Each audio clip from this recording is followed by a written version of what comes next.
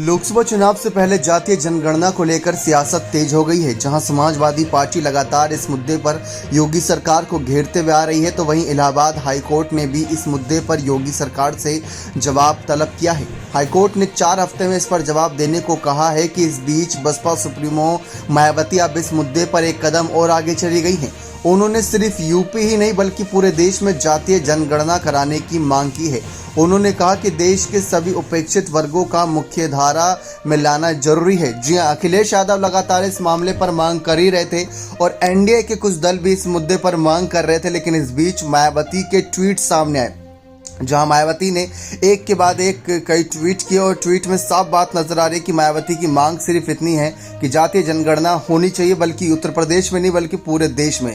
सबसे पहले मायावती का ट्वीट था जिसमें लिखा था कि ओबीसी समाज की आर्थिक, शैक्षणिक व सामाजिक स्थिति का सही आकलन कर उसके हिसाब से विकास योजना बनाने के लिए बिहार सरकार द्वारा कराई जा रही जातीय जनगणना कास्ट की सेंसस को पटना हाईकोर्ट द्वारा पूर्णतः वैध ठहराए जाने के बाद अब उसकी निगाहें यूपी पर टिकी है कि यहाँ पर जरूरी प्रक्रिया कब।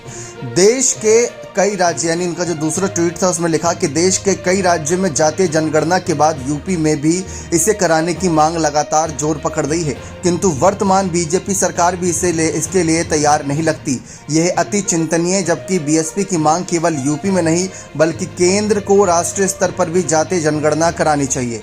देश में जातीय जनगणना का मुद्दा मंडल आयोग की सिफारिश को लागू करने की तरह राजनीति का नहीं बल्कि सामाजिक न्याय से जुड़ा महत्वपूर्ण मामला है। समाज के गरीब, कमजोर, उपेक्षित व शोषित लोगों को देश के विकास में उचित भागीदारी बनाकर उन्हें मुख्य धारा में लाने के लिए ऐसी गणना जरूरी है। तो एक तरफ अखिलेश यादव उत्तर प्रदेश में ही यही मांग कर रहे थे, लेकिन अखिलेश को मायावती का साथ तो मिला, लेकिन मायावती ने पूरे देश भर में यह मांग कर दी।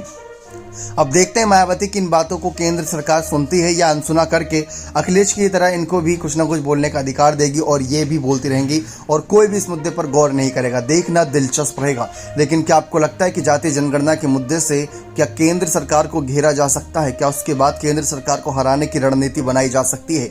तो अपनी राय कमेंट सेक्शन में जरूर दीजिएगा। बहुत बहुत धन्यवाद।